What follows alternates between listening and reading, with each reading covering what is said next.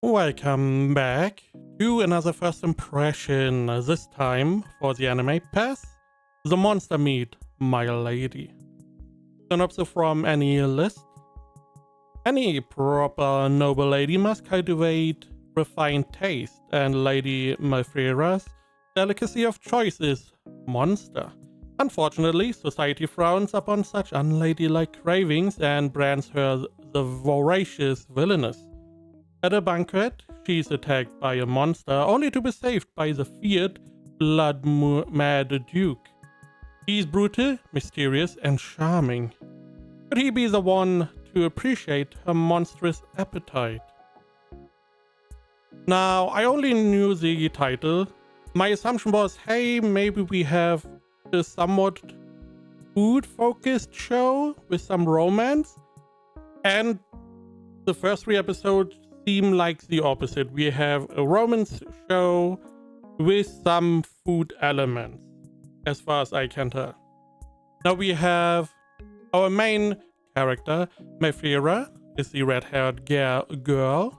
And then we have the blood-mad Duke, which is the gray-haired guy. And the main point is that our main character, the woman, she is eating monster meat. She is just, preparing monster meat in different ways, and she is eating monster meat, which is not looked on favorable by everyone. Now, we later find out that in her, she's a noble. She's responsible for a part of the land. And in that land, they have like a belief where eating monster meat is, not allowed. It's their belief. Understandable. Now, there's seemingly a lot of romance. It feels like a setup. Just straight up in the first 3 episodes, it feels like a setup. We need to get our main character and the Duke together. So we speedrun the romance part. It feels very shoujo in that regard, which I have nothing against. It's not my kind of show, but I have nothing against, we have a specific way we want to start the story. It works well, so we are going to do that. I do not really like cookie cutter starts, but we have something like this here. They meet, they have, in the banquet, she gets attacked by a monster, he's rescuing her. We have this typical, hey, he is seen as brutal, mysterious, but she only sees him as charming and beautiful. We have this typical start where they hit it off pretty well. They like each other. Where it goes, I have no idea. But in the first 3 episodes, it seems like, okay, we set up those two are together.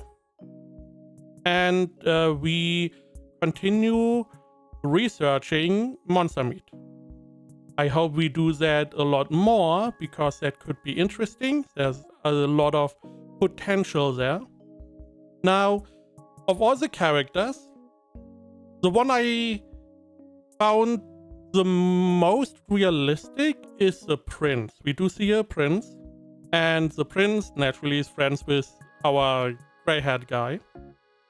And because we have another scene right at the beginning, our main character sitting at a bench, she's eating a nice sandwich, it's delicious.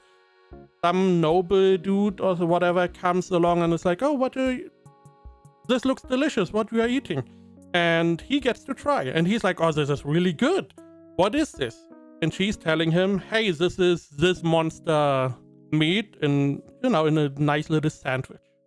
And he's like, oh no, and he's trying to spit it out. Now, in my opinion, the only food I would spit out is if it would be potentially really dangerous, which in his defense, it is supposedly dangerous meat if not prepared well. But most of the time, if people don't like specific foods, it's because they probably have not tried it. For some reason, There are many reasons: texture, the taste, the smell. Smell is a very big part. How it looks, also a very big part.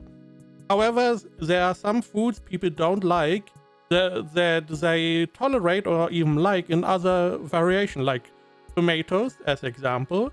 Not everyone likes tomatoes, but most of them like pizza, even though there's tomato sauce on it, because it works well. They just don't like tomato itself in its raw form. You know, that is why I like the prince, because the prince, he's getting to taste this one piece of meat, a jerky, and he's like, this is pretty good. What is this?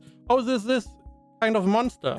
And he's like, okay, I see. Seems interesting. You know, like, hey, he already tasted it. It tastes good, and it's a monster. And he's like, okay, but he's not really revolted against it.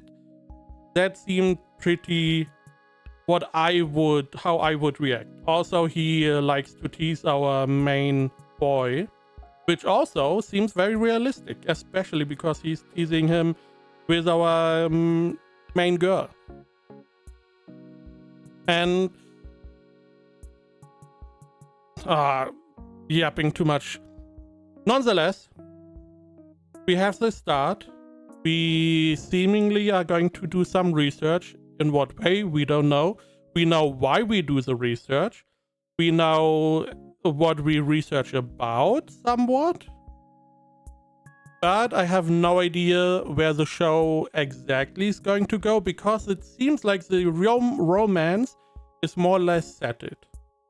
So from here on out, I don't know where it is going to go. I am interested. However,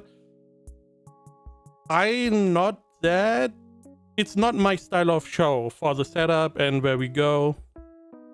There were some jokey bits along the way, which seemed very solid. But it does feel like a show that is not necessarily targeted at me, understandably. Art style, really good. Naturally, the animation, there is not a lot of fighting going on, so there's not really a need to have that high quality fighting animation. Outside, I find it's solid. It's not great, I would say, but it's good enough. I mean, it portrays enough emotion. It's better than One Punch Man Season 3, so, it's good. Ratings wise, because this video is already long enough. Ratings wise, any list has it at 70% mean. My anime list at 7.31, which this is a pretty good score on average.